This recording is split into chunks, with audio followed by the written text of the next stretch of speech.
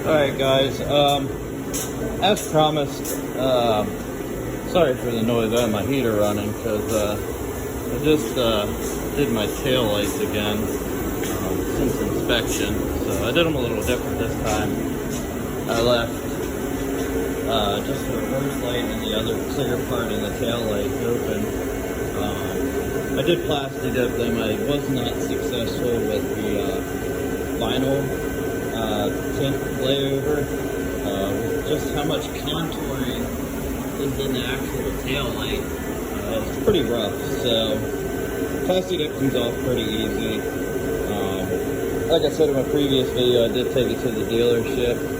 My normal mechanic would probably pass them, considering that all the light still comes through with them being plastic dip, because plastic dip is pixelated. It just looks really dark from the angles you're looking at it. But that's another part. So we're back working on the motor. I'm actually getting ready to finish up fabricating and put together the aftermarket charge pipe with the blow-off valve.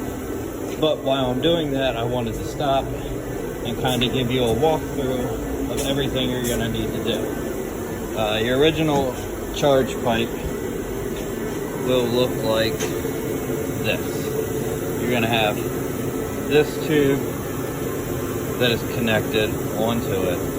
I found it's easier to disconnect it from the spot closest to the motor.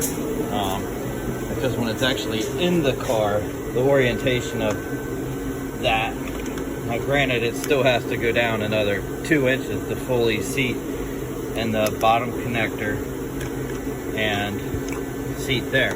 But your top connector is actually right here, so it's pretty easy to get to. I just undid the top, left the bottom connected, and then the front part are just clips, likewise with down here at the throttle body. So, that being out of the way, now I could get the measurements for the piping that I need, or that I'm going to try to use. As you can see, I have spare cup links. I also have a 90-degree cup link, which I believe is still up front. Yes. 90-degree cup link that'll come off the piping for the blow-off valve. The blow-off valve is almost going to sit right on top of the throttle body. With putting the new intake on and the way the piping is bent, it actually will leave me room for the blow-off valve to sit right here when it comes off the piping, which kind of worked out well coming down into that style. So that kind of gave me some wiggle room. Prior to that, I was kind of trying to figure out where I was going to go with the piping section that had the blow-off valve in it. Back to the piping. This is the section of pipe. I will add the link for it on eBay. You can get different colored blow-off valves and stuff like that with it.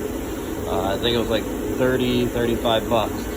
I'm gonna take roughly a ½ inch off of both sides, and then I will move on to the other piece of piping I have, where I'm actually going to take it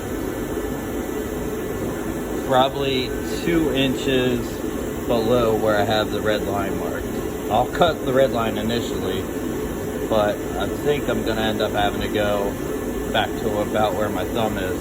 Nice thing with this is I did get aftermarket hose to replace the factory hosing that will fit over that, and I will just have to, I will cut this off and put a bigger tube connector on it, like I did in previous intakes, like the one I previously had.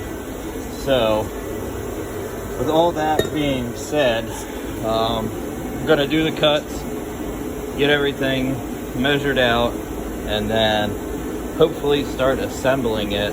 And then once I get it assembled, I'll have to hook up a T for the vacuum line off the boost sensor or map sensor, whichever you want to call it, but that is located also right up here where I ran my boost gauge into. So I'll pull this tubing back and then put the T on here, come over into the blow-off valve, and then come out of here into the T, and then from the other side of the T, my boost gauge vacuum line, or boost gauge line that runs inside the car will connect on the other side. So I will pick this back up after I've made the cuts and hopefully started piecing it together. Alright, so I wanted to pick the video back up and just kind of show you where we're at progression wise. Got the pipe cut, got the blow off valve mounted, but I don't have it tightened down yet because I have to figure out exactly where I wanted it to be. Right now I'm thinking right here is going to be the best bet. Where it's facing down, it's not really gonna, nothing's really in the way, too much of it. I'm gonna have to, I had to undo this clip here to move this hose out of the way. I'll probably end up just putting these two together just to kind of keep everything neat and out of the way. Something like that probably. And then, I mean, these hoses here are pretty forgiving as far as being able to move them around. But I'll probably just do something like that. So I still keep the air intake hose without being kinked up. And then you can see under there further. I mean, it looks like it'll release onto this hose, but I don't foresee that being a huge issue. I mean, I might be able to get some play out of it and redirect it or whatever if I need to. But right now, I don't see any huge issue with that. I'll honestly bring it in behind the actual tube for the blow-off valves too, or the snorkel, or but that's where we're at so far.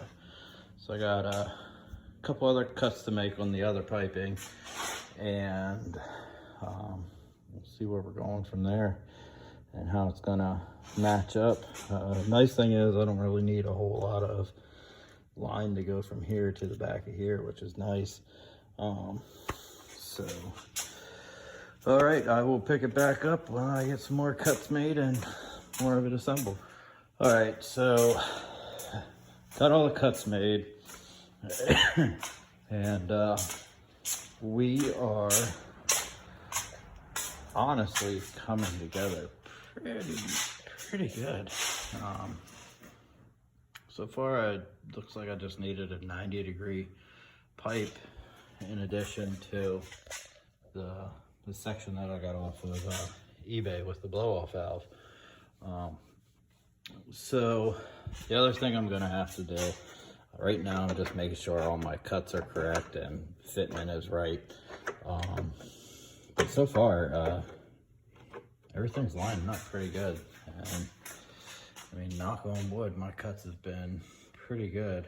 I was a little concerned about the height, but I think it's gonna be okay with the hood because it is still below the windshield or the wiper ballast. So then the next thing I have to do is this tube here that I put on where that plastic one was.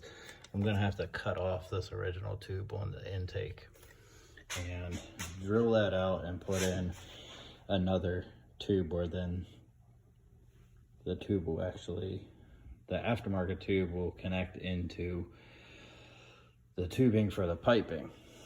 And then I should be able to clamp that down and then get to work on the vacuum lines.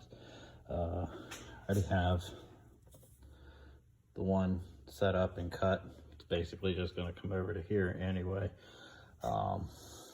So I'm going to keep plugging away at it. I was actually able to move that section of tube out of the way. I had a good bit of play in it. Used the factory connector to hold these two hoses together. I'll probably turn that up like that to give it kind of a little dressed up look. And this tube normally connects to the charge pipe, the factory charge pipe.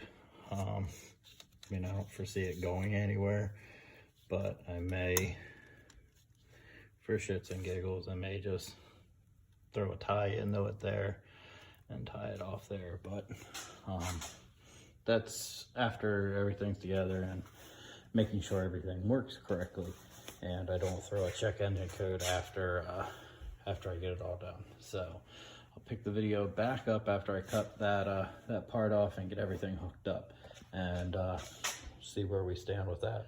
So one thing I did forget in the last section was the air temperature control sensor.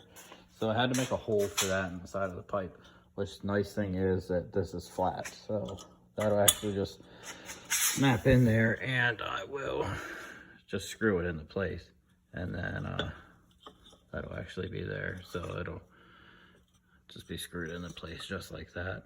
I may throw a seal in there, but I mean, it's a pretty good fit. It doesn't seem like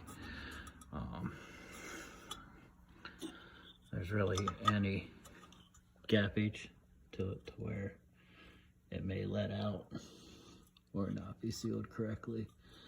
So I may look at not my O-rings, but my rubber grommets, and maybe just throw one in there to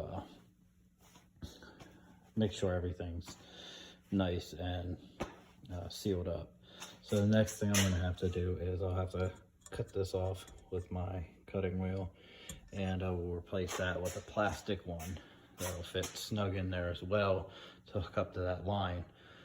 The advantage of that is where that placement is, I can actually cut that line shorter.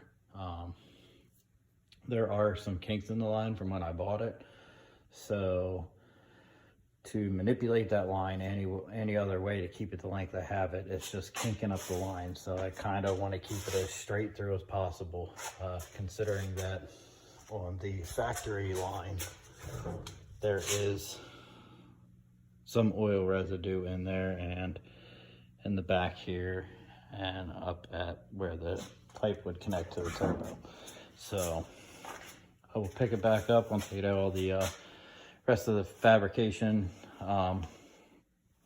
done, and it should be all back together, and we will see how everything goes. All right, so we're back with the final product. Everything's all together. Boost control hooked up, everything here's hooked up. Only downside, it's like 1:45 in the morning, so I don't know what's the revving. I mean, I still gotta tighten the bolts on the blow-off valve, but as of now, there's no check engine light on it. So I'm actually gonna tighten the bolts and secure that, and we'll pick the video back up. All right, we are all tightened down with the blow-off valve onto the gasket. So I'm really curious to see what it sounds like. And it is cold. It has been basically sitting all day. Although while I was waiting for my drill to charge, I actually put the rims on. So they're 16s, same as the factory. My neighbors will probably get pissed at me, but I'm curious.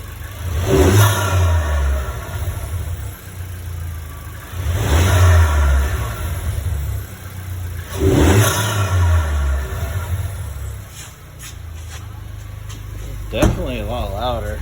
I mean, I'm sure once I still have the e-brake on, I'm sure it'll definitely have a different sound to it. So I'll do another video tomorrow during the day when it's actually a little easier to do. So thanks for watching. If you have any questions, feel free to ask. Always feel free to subscribe, and normally if you ask a question, I will get back to you within a day or so. I'm normally pretty good about that. So thanks for watching.